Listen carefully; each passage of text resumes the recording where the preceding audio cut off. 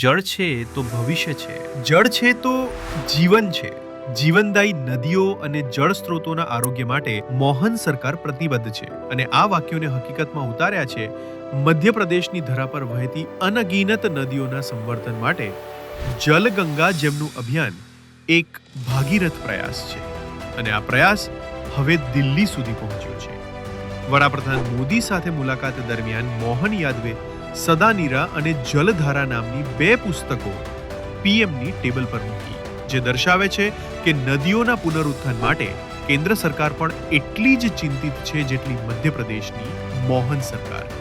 આ મુલાકાત સૂચવે છે કે એમપીમાંથી ઉભેલા નવા વિચારો હવે દેશની દિશા બનાવશે અને ભારતની નદીઓ, તળાવો અને જળ સંરચનાઓને નવી જીવંતતા આપશે.